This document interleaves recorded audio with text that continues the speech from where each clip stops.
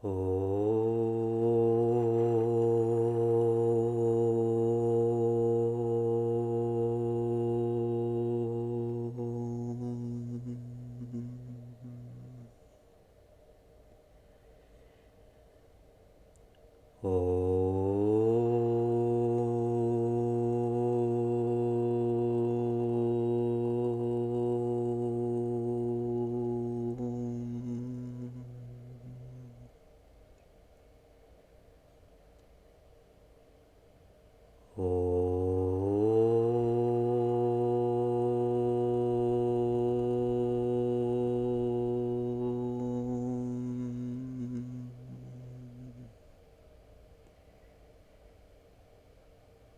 Om Satchidanandarupaya Vishvotpatyadihetave Tapatraya Vinashaya Shri Krishnaya Vayam Numaha.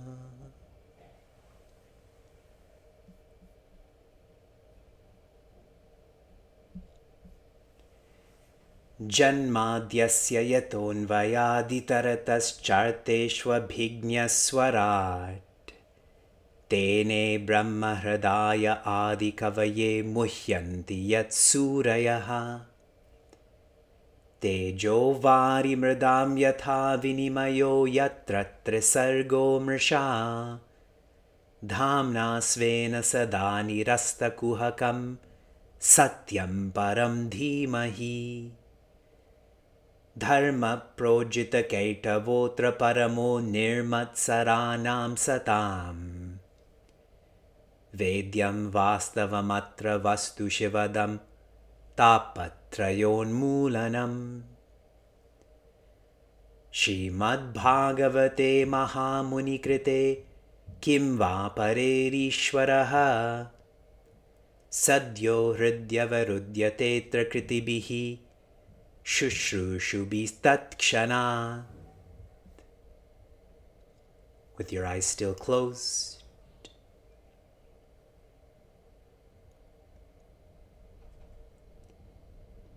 invoke toughness and evoke hope.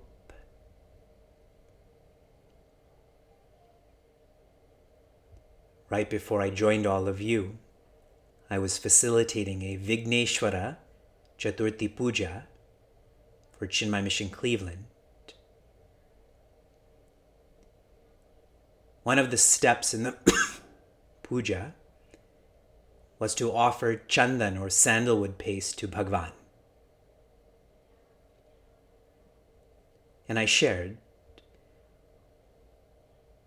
the best respect that one can offer to their creator is to have a calm body and a quiet mind. Dhamma and Shama.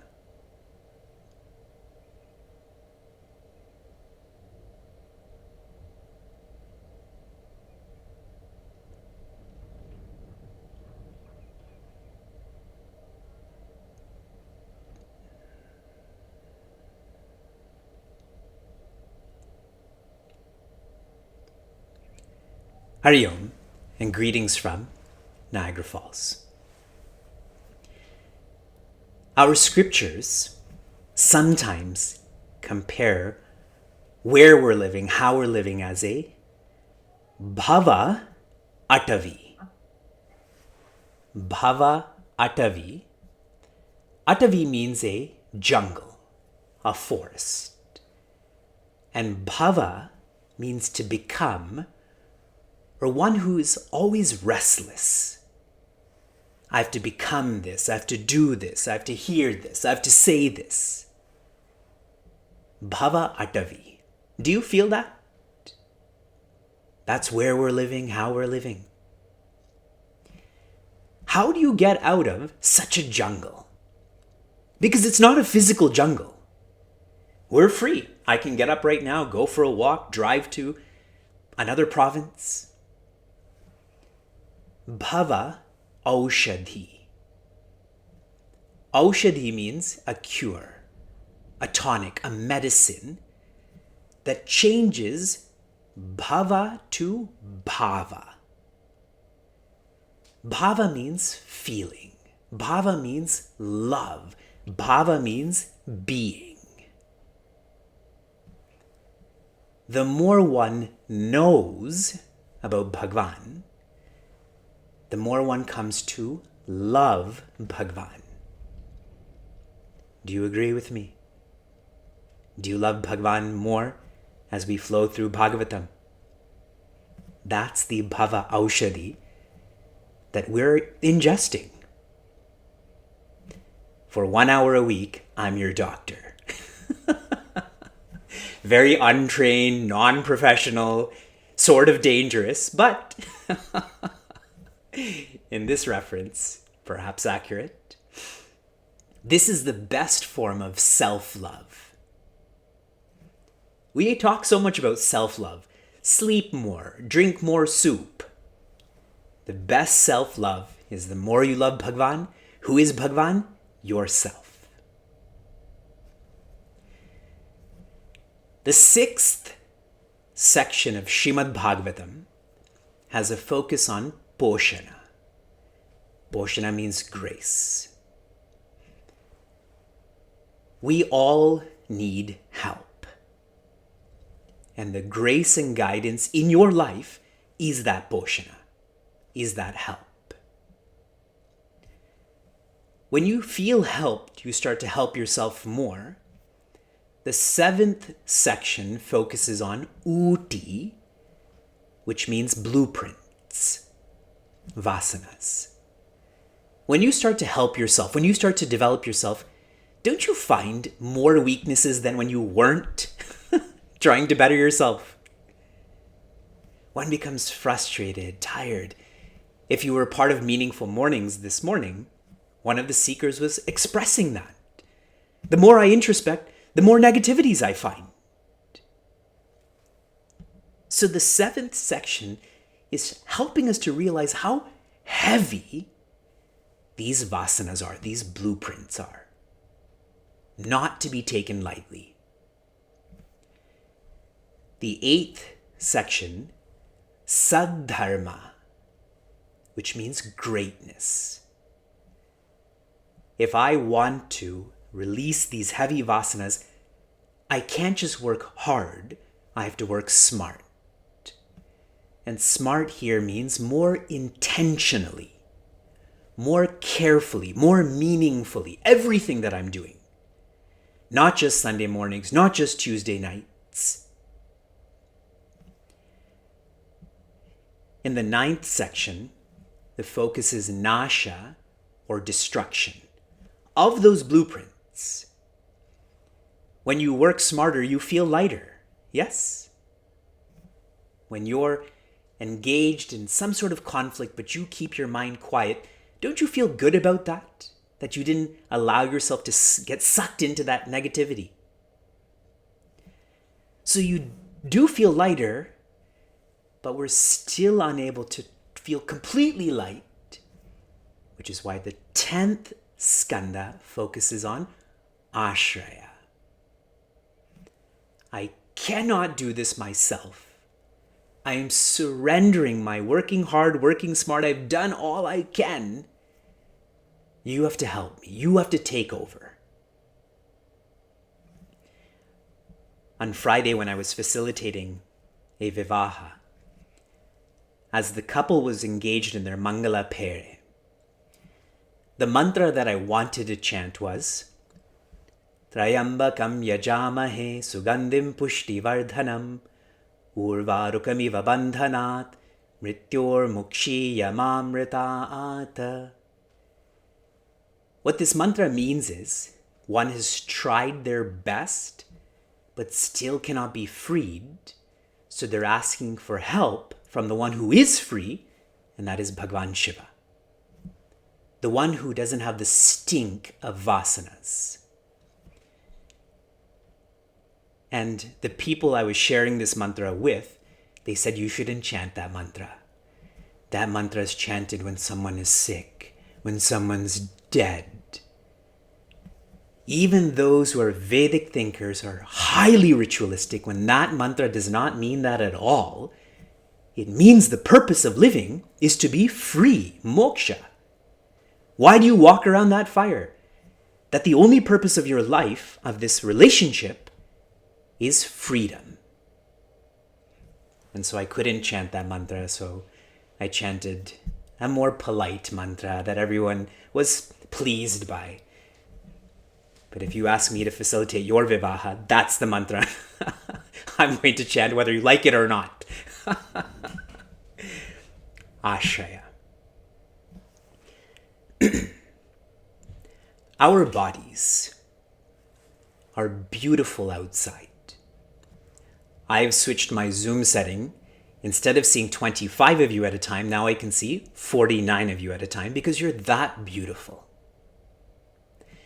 But underneath your hair and skin, there's a lot of ugliness, including me, not just you. My lungs are ugly, my liver is ugly, my spine is ugly, right? Nobody wants to see that. Externally, Bhagavan is beautiful, is obviously more beautiful than us. And inside, there's no ugliness, there is a loveliness. If Bhagavan Krishna is handsome, that's what he is. Who he is even more lovely. Why is Bhagavan Krishna coming to us? When there is minimum compromise in humanity, he does not need to actively help us. His ambassadors, that is the Guru Shishya Parampara. Noble people can correct that minimal compromise. When there's maximum compromise, that is when Bhagavan needs to actively help to correct that compromise. Bhagavan Krishna assumed endless relationships throughout his life, as a son, as a brother, etc., etc. You may not know this, but this morning, he is going to be born. We've waited a long time for Bhagavan Krishna to manifest for us, and he has. This is his Bhagavatam, but specifically he's going to manifest in a few more minutes. I'm going to drag this out as long as I can so you really appreciate Bhagavan. I was in Buffalo and I'd asked a group of Bhagavad Gita students, why do we chant Brahmarpanam before we eat? And one student confidently shared, to delay the pleasure of eating. I laughed at the answer, but I was crying inside that I've been teaching for so many years, and this is what you came up with. As you come to know Bhagavan Krishna's relationships, your sadhana, your ashraya, is for you to feel the same relationships you have. Those are manifestations of Bhagavan Krishna. I try hard and smart to see our older son Vyasa as Bhagavan Krishna. When he climbs the counter, when he breaks things, when he fights with his brother, then Bhagavan Krishna has done all of this too. It helps me to practice more Dhamma and Shama. But when I see him as my wife's son, that same feeling is not evoked. This is an ideal way to live, to see all of the relationships you have in your life as Bhagavan Krishna. We're on the 10th skanda, the first adhyaya, 10th section, first chapter, 19th shloka, the 19th verse. I'll chant it, then I'll tell you who's speaking.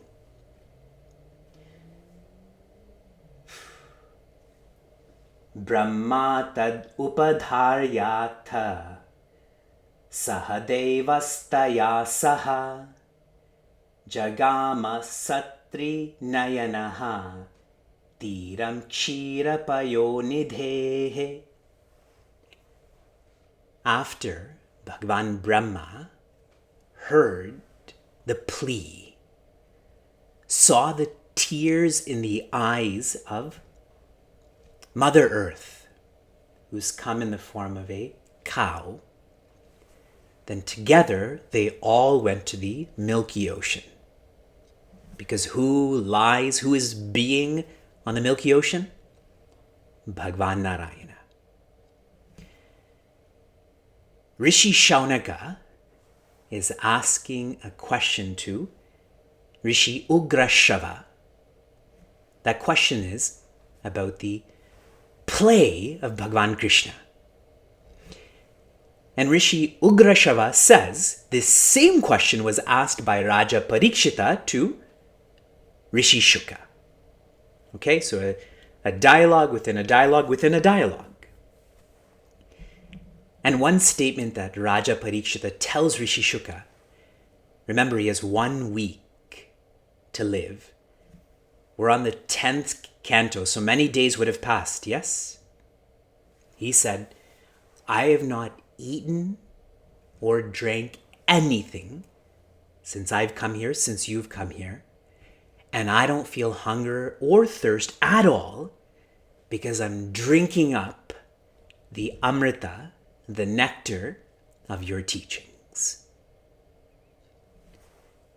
At least for this 1 hour, don't think about food or drinking. We earlier explored that Bhagavan Krishna manifests to correct Danta Vaktra and Shishupala, who have been cursed from Jaya and Vijaya to become Danta Vaktra and Shishupala. Do you all remember that? That is a reason Bhagavan Krishna manifested. Here's another. This dialogue, Mother Earth has come to feel that asuras, those who are vicious, have disguised themselves as the leaders of countries, of kingdoms. And what do vicious people do? They spread their vices to humans, to animals, to plants, to stones. She's feeling that. As you listen to the news, it seems like this is happening right now too, no? The vicious are leading. She is hurt. She's miserable. So she comes as a cow to Bhagavan Brahma. He's the creator of this creation. And says, I can't take it anymore. I am dying. And he says, I also can't take it and I can't help you. Only Bhagavan Vishnu can. So they go to Bhagavan Vishnu. And Bhagavan Vishnu begins to share what's going to happen. He says, I know why you're here, and I'm going to tell you what's going to happen. So I'm going to share some of those insights with you.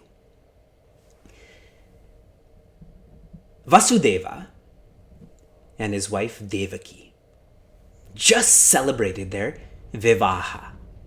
They just got married, and now their Doli is happening in the sense that they're leaving the bride's village to go to the groom's village. And they're being escorted on this chariot, and who's the charioteer? Devi Devaki's brother Kamsa. And Kamsa hears a Sharira Vak, which means this ethereal voice. And this voice says, you fool, the woman that you're escorting right now, her 8th child is going to kill you. And when he heard this voice, this shook him. He jumped off of that chariot, dragged her by her hair off that chariot onto the ground, and takes his sword out. If her child's going to kill me, I'm going to kill her in advance. And thankfully, Vasudeva begins a discourse on life and death. And he says, death is born with the body. Everyone agrees? And he uses a lovely comparison in terms of how we go body to body to body. Yesterday we had a freedom walk. Most of you are right-footed, just like you're right-handed. When your right foot is planted, as in you've taken a complete step, then your left foot comes off the ground, correct? The same is perpetually happening with our bodies. Once we're established in a body, we let go of a previous body. And the point is, as much as we walk, that's how often we change our bodies. And he tells this to Kamsa, that we're all born, we're all going to die, let her go. And he listened to this discourse and said, fine. So Vasudeva and Devaki actually went back to their home. Sometimes in serials or comics, you see that they went straight to prison. That's not the case. They went home and they actually had a child. That first child's name was Kirtiman. Kirtiman. After the birth of this child, Vasudeva brought Kirtiman to Kamsa and said, we've made this agreement, you let us go home, I'm bringing you our child. And Kamsa, looking at this child, said, no worries, you take him back. And who shows up then? Rishi Narada. He's such a person who stirs the pot. In a good way. So Rishi Narada says, you fool. I think Kamsa is tired of being called you fool.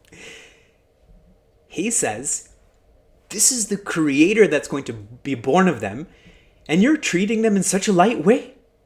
You surely are going to die. And then instinctively, then Kamsa goes back into rage mode. See, someone who's imbalanced, they keep fluctuating like that. Then he puts Vasudeva and Devaki in prison, in separate cells. And he murders those first 6 children. And there's a lot of description of that is not required, especially right now. When Devaki was pregnant with her 7th child,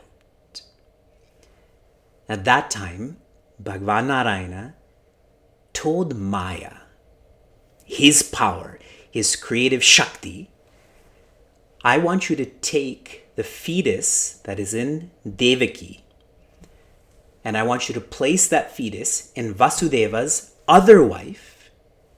His other wife's name is Rohini. And Rohini is living in Vrajbhumi, in this lovely cowherd settlement. And the leader over there is Nanda. All of these names are familiar.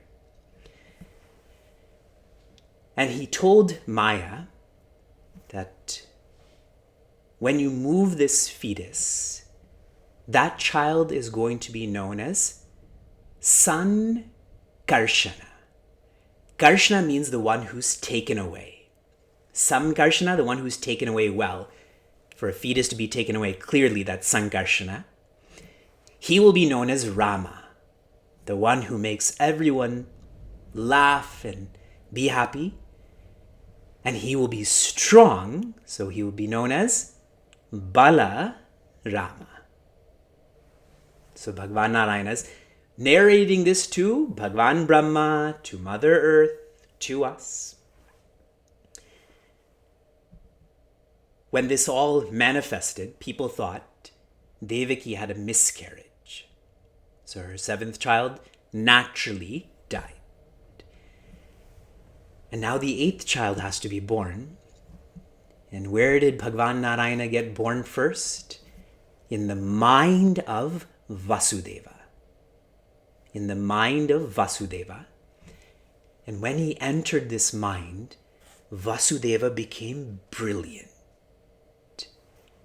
If you can imagine an entity that's glow in the dark, now imagine your entire being is glow in the dark. And he felt that, that presence. And what he did was he nurtured that presence into the mind of Devaki. They're in separate cells. There is no physical contact. It was from one brilliant mind to another brilliant mind. And she nurtured this presence inside of her. And she started shining. But since she was in prison, no one saw how she was shining. One day, Kamsa, he went to see his sister and saw that she was shining, and he was so scared of her that he just left that prison area, and everywhere he looked, he saw Bhagavan Krishna. Remember I told you one form of devotion is Vairi Bhakti, where you treat God as your enemy? He was like that right away. Even before seeing God, he saw God everywhere. I wish I was Kamsa. Some of you are thinking, you don't have to wish that. You were born like that.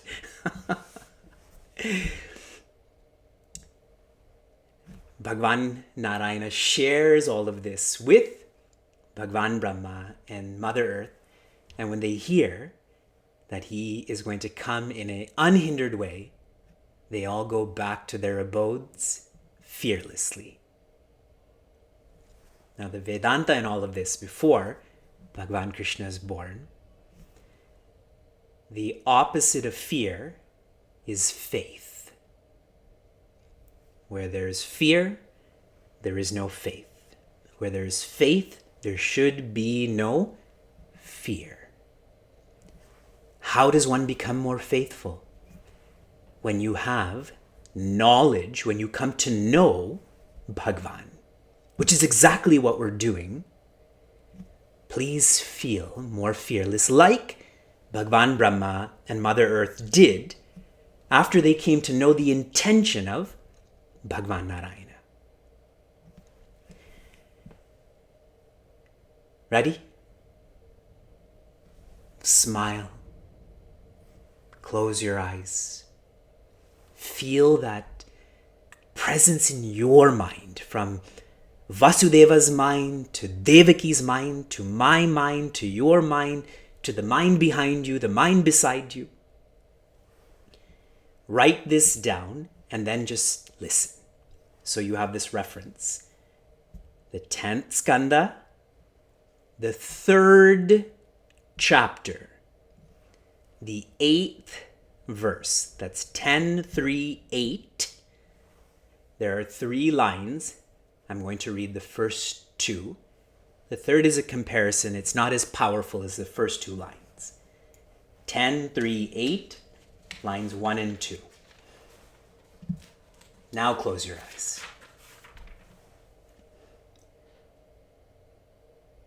Nishite tama udbhute jayamane janardane devakyam devarupinyam Vishnu sarva guhashayaha. With your eyes still closed, I'm going to read to you the English translation of this entire section. Rishi Shuka is explaining to Raja Parikshita what Bhagavan's birth was like. You are Raja Parikshita and Rishi Shuka is speaking to you, the Rishi Shuka. Listen in a meaningful way. Now came the most auspicious and favorable time when the star Rohini was in the ascendant and all the other stars and planets were in a very beneficent disposition. Peaceful silence reigned in all the quarters. The stars were shining clearly in the sky. All the villages, cowherd settlements, and mining quarries saw the dawn of a prosperous era. The rivers flowed with placid water. The tanks were full of lotus blossoms. The woodlands were resonant with the chirping of fluttering birds and the buzzing of bees from the trees and creepers heavy laden with flowers. Soft blew the breeze, dust-free and fragrant. and gently glowed the fires and the sacrificial fires of the holy. Accepting the minds of evil ones like Kamsa, the minds of all good humans felt peace within. In the heavens, the kettle drums of the celestials sounded, announcing the imminent birth of the Lord who has no birth. The kinnaras and gandharvas sang, siddhas and charanas hymned, the vidyadharas and apsaras joyously danced.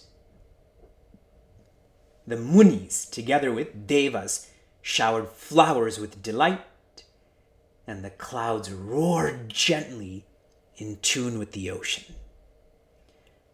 At such a time, in the pitch darkness of midnight, Mahavishnu, the resident in the hearts of all, was born of the divinely beautiful Devaki, like the full moon rising on the eastern horizon. Lotus-eyed, four-armed, sporting the conch, mace, and other weapons, with the luminous Chivatsa mark on the chest and the shining Kaustubha on the neck, wearing a yellow cloth, possessed of the majesty and grace of a heavy rain cloud, with locks gleaming with the luster of the diadem and earrings studded with precious stones, bedecked with splendorous ornaments like bracelets, armlets, and waist girdle. Such was the luminous form of the unique child that greeted Vasudeva's vision.